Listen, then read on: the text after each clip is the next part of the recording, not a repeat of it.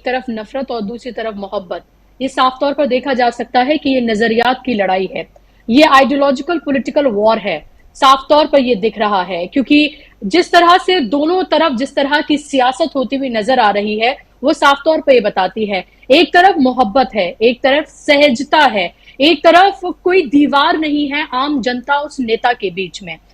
दूसरी तरफ आप ये देखें कि एक तरह का सब कुछ जो है वो एक स्टेज्ड है, मैकेनिकल नजर आता है सब कुछ, कि उन्हीं के दल का जो नेता है वही खड़े होकर स्टेज पर उनकी वाहवाही करता है, उनके कार्यकर्ता ही उस भीड़ का हिस्सा होते हैं, तालियां बजाते हैं, मोदी मोदी करते हैं। और वो ब्रिक्स सम्मेलन से लौट कर आए हैं, एथेंस से लौट कर आए हैं, तो उनका इस तरह से भव्य स्वागत किया जा रहा है जैसे कोई जंग फतेह कर वो लौट कर आए हों। चंद्रयान 3 की कामयाबी का पूरा सेहरा उनके सर पर इस तरह से बांधा जा रहा है कि मानो दिन रात मेहनत करके साइंसदानों के साथ मोदी जी ने ही इसका पूरा खाका तैयार किया था और आज उसका नतीजा हम सबके सामने है। 17 महीने से सैलरी नहीं मिली है, इसका जिक्र नहीं किया गया। हालत यह है कि अब गोदी मीडिया भी, जो सरकारी मीडिया है, वो तक भी इस बात को उठाने लगा है कि जिस चंद्रयान 3 की कामयाबी पर आप छाती पीट रहे हैं, हम सब बहुत खुश हैं, जिसको लेकर गौरवान्वित हम लोगों ने महसूस किया, लेकिन उन लोगों का क्या, उन जिन्होंने दिन रात काम किया, उनकी 17 महीने की सैलरी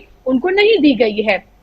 एक तरफ राहुल गांधी जब चॉकलेट की उस फैक्ट्री में वहां जाते हैं, उन्होंने वहां पर 3-4 मैसेजेस दिए। एक तो उन्होंने एमएसएमई जो सेक्टर है उसको किस तरह से मजबूत किया जाए और उसकी अहमियत क्या है उसको बताया। गब्बर सिंह टैक्स, जिसको राहुल गांधी गब्बर सिंह टैक्स बोलते हैं, जीएसटी, उसकी बात उन्होंने की और उस पर उन्होंने बात की कि इससे आपको किस तरह का नुकसान हो रहा है और आगे क्या किया जाना चाहिए। तीसरी बात, महिला सशक्तिकरण की उन्होंने वहां बात की कि किस तरह से देखिए 70 महिलाएं एक साथ मिलकर एक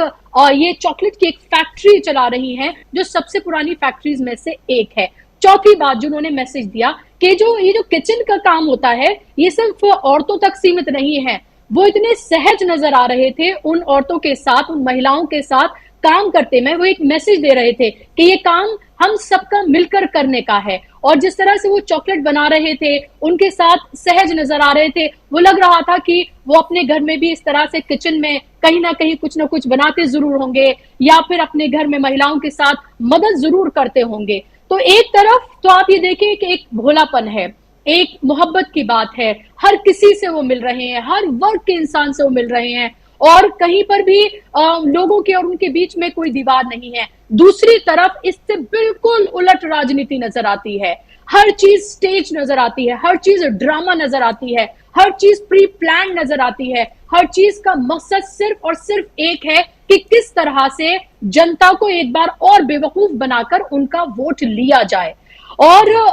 नफरत जो है किस तरह से हम देख रहे हैं कि वो 8 साल के एक बच्चे को नहीं छोड़ रही है और एक टीचर जो है किस तरह से बच्चे के साथ क्या करती है। नू, मणिपुर, हर जगह सिर्फ नफरत ही नफरत है और उस नफरत का हिस्सा किस तरह से हमारा गोदी मीडिया बनता हुआ नजर आ रहा है वो भी हमारे सामने है। राजीव जी, ये सवाल किया गया कि जब तृप्ता त्यागी जो है खुद सामने आती है और कहती है कि क्या किस तरह से उसने अपनी बातों को रखा और कहा कि ऐसा नहीं है, ये मजहब के नाम पर ये सब कुछ नहीं किया गया। ये बिल्कुल वैसे ही एग्जाम्पल है कि कोई कत्ल कर दे और कातिल सामने आके कहे कि मैंने कत्ल नहीं किया और पुलिस कहे ओके ठीक है आपने नहीं किया, वो सामने आके कहे कि भाई कातिल कह रहा है उसने कत्ल नहीं किया।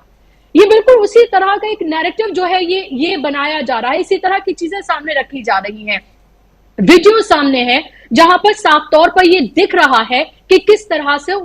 उस न सिर्फ उस बच्चे, उस मुसलमान बच्चे को ही नहीं बल्कि जो हिंदू बच्चे जिनसे कहा जा रहा है कि वो उसके थप्पड़ मारे, उनके साथ भी कितना बड़ा जुल्म है कि उनके दिमाग के साथ भी किस तरह का खेल किया जा रहा है। तो दोनों तरह के बच्चे, जो पिट रहा है और जो मार रहा है, वो दोनों ही इस जुल्म का शिकार हैं क्योंकि उन दोनों के दिमाग के साथ आप ये देखिए क्या खेल हो रहा है। और इसी नफरत के खिलाफ राहुल गांधी खुलकर बोल रहे हैं और फिर भारतीय जनता पार्टी के बेशरम जो नेता हैं वो इस पर अपनी बात को रखने के बजाय, इसकी भर्ता करने के बजाय ये कह रहे हैं कि दिल्ली में बैठे हुए जो नेता हैं वो इस पर सियासत कर रहे हैं। तो नफरत इतनी खुलकर सामने है कि एक बच्चे को नहीं छोड़ा जा रहा है और उस पर जब राहुल गांधी ट्वीट करते हैं और तमाम कांग्रेस के नेता उस पर खुलकर बोलते हैं तो उसको सियासत बता दिया जाता है। तो अब ये राजनीति बिल्कुल खुलकर एकदम सामने है, नजरियात की लड़ाई है। एक तरफ मोहब्बत है और दूसरी तरफ नफरत की बयार है। जी, एक तरफ मोहब्बत और दूसरी तरफ नफरत, इसलिए तो राहुल गांधी कहते हैं कि नफरत के बाजार में मोहब्बत की। सबसे पहले तो आप ये देखिए कि अगर घबराहट नहीं होती तो शुरू से ही, जैसे ही पहले दिन इंडिया अगर नाम रखा था, और तब से ही हमने देखा था कि पहले उसे इंडियन मुजाहिदीन या पीएफआई से मिला देना, फिर उसके बाद उसे घमंडिया कह देना, ये तमाम चीजें वो एक तरह की खींच ही दिखा रहा था कि किस तरह से इंडिया गठबंधन में जो बड़े बड़े दल हैं, जो एक साथ एक जगह इकट्ठे हुए हैं, कुछ में नजरियात का डिफरेंस भी है, लेकिन उसके बावजूद भी वो एक साथ एक मंच पर आए हैं। तो इससे जो घबराहट है वो साफ तौर पर देखने के लिए मिल रही है। पहले होता यह था कि भारतीय जनता पार्टी एक नैरेटिव सेट करती थी और हम ये देखते थे कि कहीं ना कहीं कांग्रेस उसका जवाब देती हुई नजर आती थी, लेकिन अब उसका बिल्कुल उलट हो गया है। अब कांग्रेस पार्टी, राहुल गांधी एक नैरेटिव सेट करते हैं और उसका भारतीय जनता पार्टी, मोदी के लीडर्स जो हैं वो उसका पीछा करते हुए नजर आते हैं। आप देखें कि जैसे ही राहुल गांधी अलग अलग जगहों पर जा रहे हैं, जब वो बच्चों से मिलते हैं, तो आपने देखा होगा प्रधानमंत्री ने भी एक कोशिश की थी बच्चों से मिलने की, लेकिन वो किस तरह से बच्चों से मिल रहे हैं, वो कैसे मिल रहे हैं, उसमें बिल्कुल क्लियर डिफरेंस जो है साफ तौर पर देखने के लिए मिल रहा है। जो परिपक्व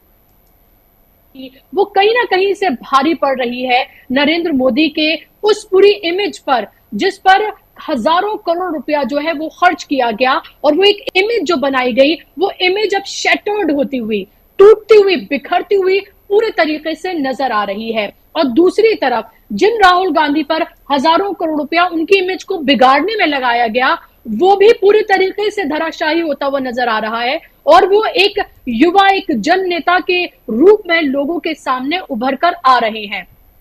हमें यह भी नहीं भूलना चाहिए कि जितने भी सर्वेज कराए गए हैं, वो तमाम सर्वेज जो हैं वो उन चैनल्स की तरफ से कराए गए हैं जो सरकार की गोद में बैठकर पत्रकारिता करते रहे हैं, उनकी तरफ से ये कराए गए हैं, और वो खुले तौर पर ये सर्वेज दिखा रहे हैं। जब इंडिया गठबंधन और एनडीए को लेकर कराया गया था, साफ तौर पर क्लियर डिफरेंस था कि किस तरह से 65% लोगों ने इंडिया गठबंधन को चुना था, और अब तमाम सर्वे जो आ रहे हैं वो भी साफ तौर पर ये बता रहे हैं कि डिफरेंस बहुत ही माइन्यूट है, और ये पहले जो कुछ महीने पहले कराए गए थे और अब उनमें भी साफ तौर पर डिफरेंस जो है वो नजर आ रहा है, और वो डिफरेंस इंडिया गठबंधन की तरफ जाता हुआ नजर आ रहा है। और ये तब है जब पूरी तरीके से मीडिया कंट्रोल्ड है, जब पूरी तरीके से सरकार के हाथ में तमाम संस्थाएं हैं, और वो किन संस्थाओं का किस तरह से इस्तेमाल कर रहा है, इस सब के बावजूद हमें ये तस्वीर, ये डिफरेंस जो है हमें नजर आ रहा है। अब जो महाराष्ट्र में जो इंडिया गठबंधन की जो तीसरी मीटिंग होने जा रही है, अब इंडिया गठबंधन को भी खाका तैयार करना होगा, और ये खाका लोगों के सामने उन्हें पेश करना होगा। लोग अब इंतजार कर रहे हैं कि इफ नॉट मोदी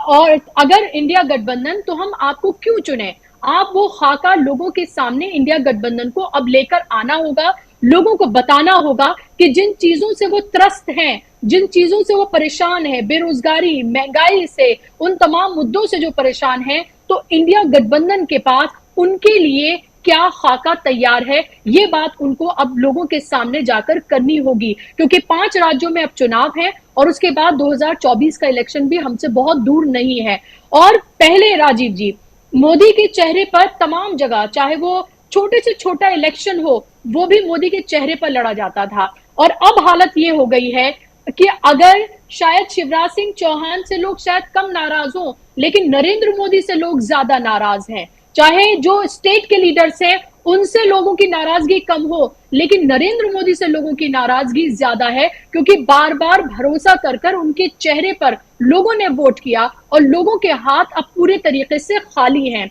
उनके पास कुछ नहीं है, उनके पास झूठे वादों की जो एक फहरिस्त है सिर्फ उनके पास है, और लोगों को ये बखूबी नजर आ रहा है कि वो तमाम वादे, जिनको बार बार दोहराना जरूरी नहीं है, चाहे वो किसान की आय दुगनी करना हो, 2 करोड़ नौकरियां हो, वो तमाम वादे बिल्कुल बेअसर और बेमाने थे जो पेश किए गए थे।